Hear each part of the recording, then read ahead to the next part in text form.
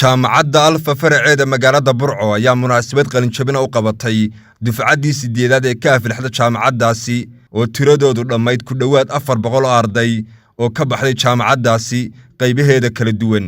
ee magaalooyinka Burco, Caynaba, Sheekh iyo Oodweyne. munaasabadda qalin jabinta oo ka qabsoontay hoteelka Barkulan ee magaalada Burco ayaa waxaa ka soo qayb galay wasiirka diinta iyo awqaafta Soomaaliland Maxamed Xaaji Aadan, mas'uuliyiinta komishanka tacliinta sare ee qaranka, wasiirro hore, maamulka sare ee jaamacadda Alfa, macallimiin iyo mas'uuliyiin kale. waxaana ugu horreynba ka warbixiyay marxaladii kala duwanaa ay soo mareen ardaydu gudoomiyaha jaamacadda Alfa ee magaalada Burco, Professor Cabdiqani Ibrahim Xasan, gudoomiyaha guud ee jaamacadaha Alfa iyo macallimiinta jaamacadda, iyagoo bogaadiyay ardayda iyo waalidkii ku soo tabcayba. xafladii 8aad ama dafcadii 8aad ee ka baxday jaamacadda Alfa arday ku dhawaad 400 arday ayaa runtii maanta halka ka baxaya. waanu macdanayaa macallimiintii kala duwan, waalidiintii runtii halka soo gaarsiiyay. waxaan rajaynayaa inay ka mid noqon doonaan aqoonyahanka dalka, ay wax ku soo kordhin doonaan aqoontii runtii ay barteen, ay dalkooda iyo waalidiintoodba runtii ay ku anfacaan. maanta halka waxaa ka baxaya 12 kuliyood oo kala duwan oo runtii mid walba runtii lagu tabcay oo aqoontoodii waxbarashadoodii runtii si xalaal runtii u dhamaystirtay. waxaan rajaynayaa runtii inay farxad weyn aan maanta runtii halkan aynu kula qaybsano. runtii jaamacadda Alfa oo muddo sanadkii 10aad imika gelaysa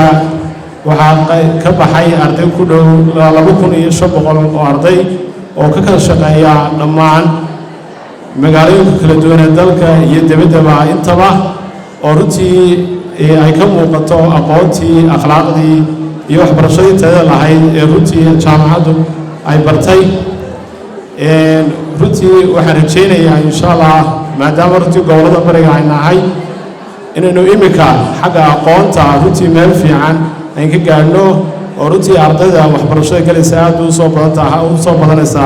ardayda jaamacadduna runtii aad u soo badan yihiin. jaamacadda Alfa ahaan waxaanu ballan qaadaynaa inaan ilaalinayno tayada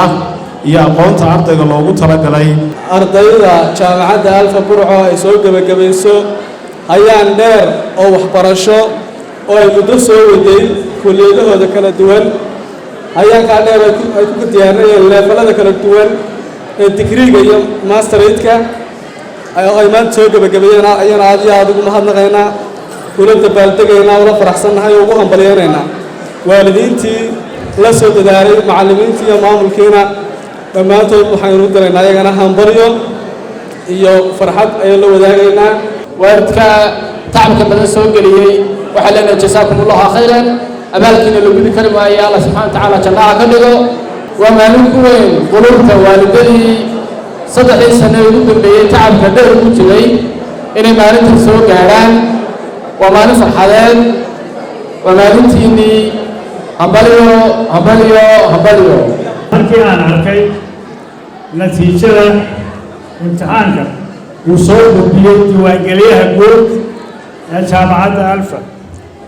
markii aan ku qancay warbixinta natiijada qalin jabinta ee uu soo gudbiyey hormoodka guud ee waxbarashada jaamacadda Alfa, markii aan arkay sharciga jaamacadda Alfa cutubkiisa 5aad qodobkiisa 8aad lambarkiisa 3aad ee shuruucda qalin jabinta, markii aan eegay dastuurka jamhuuriyadda Soomaaliland, waxaan ku caddaynayaa in ardayda horteeda taagan ay yihiin ay buuxiyeen dhammaanba shuruucdii qalin jabinta. geesta kale waxaa halkaasi ka hadlay taliyaha qaybta booliska gobolka Togdheer, xildhibaano ka socday golaha guurtida Soomaaliland, wasiir hore Hindo Xirsi Gaani iyo wasiirka diinta iyo awqaafta Soomaaliland Maxamed Xaaji Aadan, iyagoo hambalyo u diray ardayda jaamacadda Alfa, sidoo kalena ku ammaanay jaamacadda Alfa sida ay ugu hagar baxday ardayda, isla markaana ay uga dhex muuqatay jaamacadaha kale ee dalka. maamulka jaamacadda, macallimiinta jaamacadda Alfa, ardayda waan hambalyeynaa kala duwan 385 arday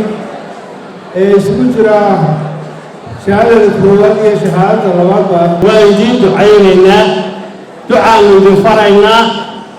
إلهي وحن كبرنا قوة ذلك أنفعه هي ذلك أنفعه هي والدك كل صوت تبعي أنفعه أرضينا شرفت مضلة هي والدين تفرق زي ما أنت صوت على تعملي صوت قلب تغنين هي معلومين تمام تقول شو قاله إذا أنا كسوق يقولوا بقادين إياه هبل يا مالك كل حبنا عيدك بوليس قال سجارة وهبلين إياه يقول شغال القرن كودي تريدون أن تعيش سديد دار ملاك وجامعة القرن وصوت المني وأنا بعد إلى يقرأ الخيري أي زبي عن موقع بلا وقتي أن صوت المني منني هذا لا يعاوننا وبرشلة سيجارة وحنقوم هاد علينا جامعة ألفا يونيفرسيتي سوماليلاند وجوه رئيس قدوميها قدومي أحمد قدومي عبد الغني معلمين تيجي منكا أورنتي كالين وحكولا أما ركن وين كجتشيدا جمهورية الصوماليلاند رنتي جامعة ألفا يونيفرسيتي وتسورة جلسي اللسكدي إن أي نقدان أقويهن قبل aan markaa aanay joogin guddoomiyayaal oo daad mareer iyo gobolka Saraar oo sanad walba la qalin jabiya ardayda gobolka Togdheer taasna waxay ku timi dadaalka iyo juhdiga ay jaamacadda Alpha University ay gelisay aad iyo aad baan idinku hambalyeynaya waxa si gaar ah oo runtii mug iyo miisaan leh ugu hambalyeynaya guddoomiyaha jaamacadda Alpha oo nin dhalinyaro ah laakiin runtii naf iyo maal bay isugu geeyay isagoo garabkiisa ay joogaan sidoo kale dhalinyaro badan oo aqoon-yahana inuu maanta halkan soo gaarsiiyo jaamacadda Alpha oo aan garanayo maalintii uu bilaabay iyo sidii ay ahayd waa ilaahay mahadi annaguna hareerahaanu haynaa hambal iyo dhammaantiin hambal iyo gabagabadii waxaa halkaasi shahaadooyin loogu guddoonsiiyey dhammaanba ardaydii maanta ka qalin jabisay jaamacadda Alpha faracyadeeda magaalada Burco